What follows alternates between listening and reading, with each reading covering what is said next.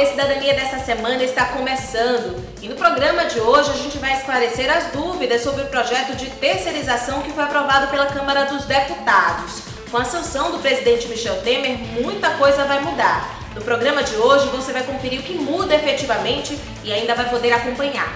A presidente da OAB Alagoas, Fernanda Marinella, recebe o vice-presidente Edinaldo Maiorano, especialista na área trabalhista, para falar sobre atestado de falta no trabalho. É o quadro Conversando com Ela. Um acidente no município de São Sebastião teve imagens de vítimas fatais compartilhadas nas redes sociais. Um crime previsto no artigo 212 do Código Penal Brasileiro. O advogado Bruno Cardoso precisa de R$150 mil para viajar à Tailândia em mais uma etapa do tratamento para tentar conter o avanço da síndrome Machado-Joseph.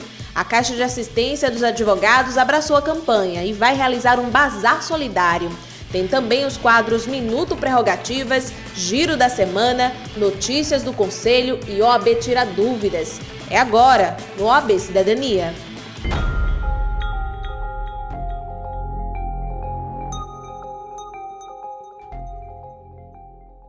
E a gente começa o nosso OAB Cidadania de hoje falando sobre um assunto extremamente importante. A Câmara dos Deputados aprovou por 231 votos a favor, 188 contra e 8 abstenções o texto base do projeto de lei que autoriza o trabalho terceirizado de forma irrestrita para qualquer tipo de atividade. Com a sanção do presidente Michel Temer, muita coisa muda. E você confere tudo detalhadamente agora. Do que trata o projeto aprovado pela Câmara e sancionado com vetos por Temer? A terceirização ela já existe há algum tempo na prática. Nunca houve uma regulamentação legal sobre o que poderia ser terceirizado. Hoje, o Tribunal Superior do Trabalho admite, por súmula, que você terceirize a atividade meio da empresa e proíbe que você terceirize a atividade fim. Por exemplo, uma escola não poderia terceirizar o serviço dos seus professores, que seria a atividade fim, mas poderia terceirizar, sim, atividades como vigilância, limpeza, segurança. Hoje, não haverá mais restrição. A empresa poderá terceirizar todas as atividades, seja ela atividade meio, seja ela atividade fim. Quem vai contratar?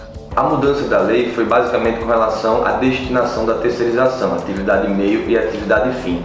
O que permanece como já é hoje é que o empregado terceirizado ele é contratado por uma empresa e essa empresa é contratada por outra, que a gente chama de tomadora de serviços.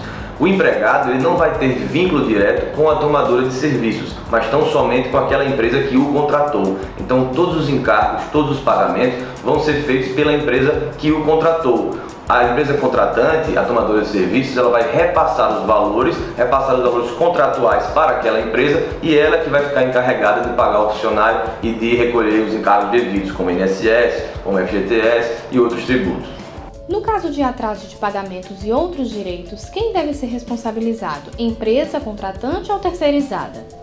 É importante a gente fazer também uma referência e uma diferenciação do que seria a terceirização e a prestação de serviço autônomo. Muita gente confunde que com a terceirização você não vai precisar mais assinar a carteira do funcionário, você não vai ter mais uma relação de emprego. Na verdade, a relação de emprego e todos os direitos trabalhistas permanecem, só que o empregado ele está vinculado àquela empresa que o contratou e não à tomadora de serviços. Pelo projeto que foi aprovado, caso algum direito lhe seja tolhido, caso alguma verba não seja paga, ele poderá acionar tanto a empresa que o contratou quanto a tomadora de serviços. A única diferença é que a tomadora de serviços ela vai ficar responsável de forma subsidiária, ou seja, primeiro ele terá que cobrar daquela empresa, terá que tentar achar bens ou dinheiro na conta daquela empresa que o contratou. Caso não seja possível, aí sim ele passaria a responsabilizar a empresa tomadora de serviços, como já ocorre hoje pela súmula 331 do TST.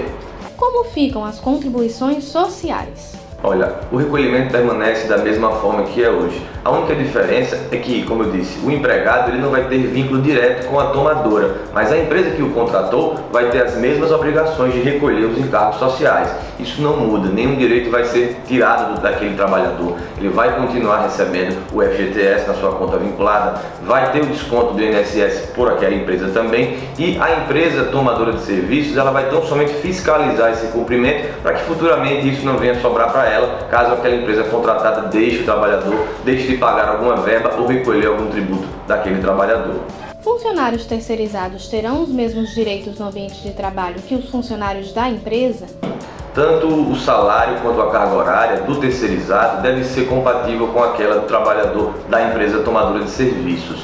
O acesso à higiene também, segurança e salubridade devem ser garantidos também pela tomadora de serviços para todos os funcionários, seja ele terceirizado, seja ele empregado direto daquela empresa.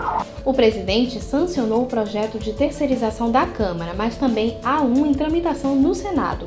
Quais são as diferenças?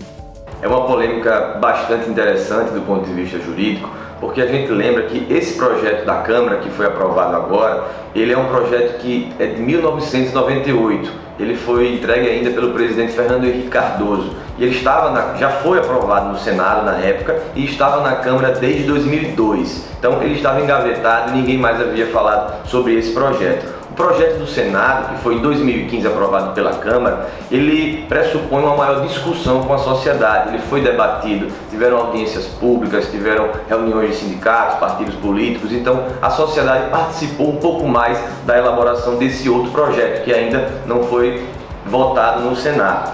A diferença principal que eu vejo entre esses dois projetos diz respeito à forma de responsabilidade da empresa tomadora. Nesse projeto aprovado pela Câmara, como eu já disse, a responsabilidade é subsidiária. Então, primeiro o trabalhador teria que responsabilizar a empresa principal e só depois é que ele viria atrás da tomadora de serviços. No projeto que está lá no Senado, a responsabilidade prevista era solidária. Isso quer dizer que o empregado ele poderia demandar ao mesmo tempo diretamente contra as duas empresas, tanto aquela que lhe contratou quanto a empresa tomadora de serviços, o que traria uma segurança maior para aquele trabalhador. O presidente da Comissão de Estudos e Relações Trabalhistas ainda lembra que Temer vetou a ampliação do período de experiência de 90 para 270 dias, além de vetar parágrafos dos artigos 11 e 12, avaliando que as questões já são contempladas na Constituição Federal. Um grave acidente no município de São Sebastião envolvendo 2 ônibus escolares resultou em 6 mortes. Dezenas de pessoas ficaram feridas e precisaram de atendimento médico. Só que em um momento de tanta dor, imagens das vítimas feridas e fatais foram divulgadas e compartilhadas nas redes sociais. O presidente da Comissão de Direitos Humanos da OAB, Ricardo Moraes, lembra que essa exposição é crime. A pena pode ser até de 3 anos. O acidente ocorreu em um trecho da L-110 no município de São Sebastião. Nos 2 ônibus escolares que colidiram de frente estavam estudantes que seguiam para Teotônio Vilela e Junqueiro. 3 estudantes e os 2 motoristas dos veículos não resistiram à colisão e morreram no local. Outra estudante chegou a ser socorrida, mas morreu na unidade de saúde. Ao todo, 44 pessoas precisaram de atendimento médico após o acidente. A tragédia comoveu e uniu o estado. Logo após a notícia do acidente, mensagens de pesar e solidariedade tomaram as redes sociais. Rapidamente, uma campanha para doação de sangue também foi divulgada. Só que lado a lado com esses gestos de humanidade, imagens das vítimas feridas e fatais também foram divulgadas e compartilhadas. Além de extremo desrespeito em um momento de intensa dor, o ato também é considerado crime, previsto no artigo 212 do Código Penal brasileiro. Talvez as pessoas, a sociedade tenha em mente que a pessoa morreu, né, os direitos acabaram. Mas na verdade não, a personalidade ela termina com a morte, mas os direitos que decorrem dela não terminam e podem ter repercussões na esfera civil e na esfera penal. Né? A gente tem um crime no artigo 212 do Código Penal, que é o vilipêndio ao cadáver. Esse tipo de conduta, qualquer coisa que leve à humilhação, ao menosprezo, e que ofenda ao sentimento de respeito, à dignidade, a veneração que os familiares e as pessoas próximas à vítima têm, e qualquer ato que ofenda esse sentimento de dignidade e de respeito, ele pode ser tido como um ato criminoso e enquadrar-se na figura do vilipêndio a cadáver. E também as demais condutas de pessoas vivas, dependendo da forma que essas imagens estejam sendo repassadas, também tem as figuras penais da injúria, da difamação. E o crime não se configura apenas em redes sociais mais abertas. A divulgação deste tipo de imagem em plataformas como o WhatsApp, em grupos grupos ou em conversas privadas também se enquadra no artigo 212 do Código Penal. Quem fizer o repasse está sujeito à penalidade. Também qualquer pessoa daquele grupo, se alguém fora toma conhecimento do repasse dessas imagens, mesmo em grupos fechados, a conduta ela permanece. A mesma conduta descrita na lei, então você tem que ter cuidado. Em um grupo fechado de WhatsApp, quando você repassa determinadas imagens, se tomar conhecimento ou a vítima, no caso ou a família, os familiares da vítima, houve um caso recente de uma funkeira no Rio de Janeiro, onde no velório dela, os familiares recebendo fotos do cadáver de dentro do IML, em situações de fora, e isso leva a um constrangimento enorme. Você está no sepultamento daquela pessoa e começa a receber fotos, ver fotos em redes sociais, privadas ou abertas. Isso ofende esse sentimento e o respeito que as pessoas têm.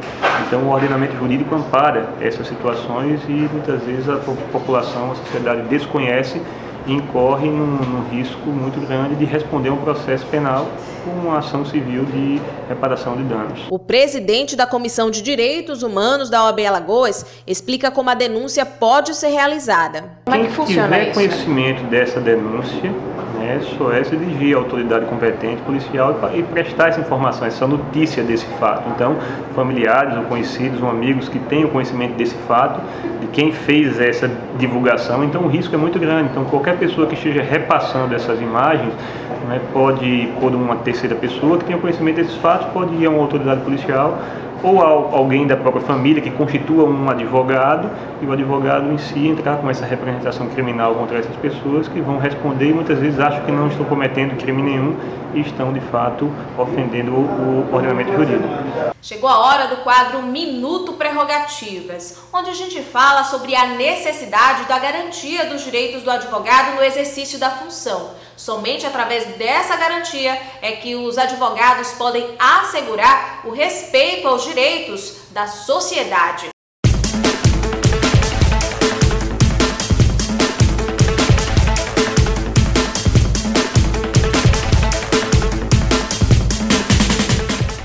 A Diretoria de Prerrogativas da OAB Alagoas tem trabalhado por meio de parcerias. Um exemplo do sucesso dessas parcerias tem se refletido no sistema prisional, onde, junto à Comissão do Advogado Criminalista, a Diretoria de Prerrogativas agilizou várias conversas junto à Secretaria de Ressocialização. Nas últimas reuniões, foram tratados temas importantíssimos ao exercício da advocacia. Um dos pontos da reunião foi sobre o cadastro único dos detentos do sistema prisional. O secretário se comprometeu a atender a mais esse pleito da advocacia, facilitando o trabalho do advogado em Alagoas, em todo o sistema prisional. Trabalhar por você, esse é o compromisso da OAB Alagoas, da Diretoria de Prerrogativas, e juntos somos um só.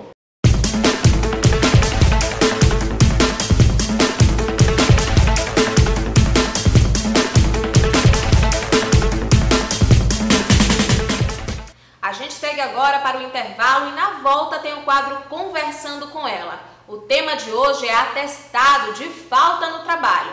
Você não pode perder. Fique com a gente.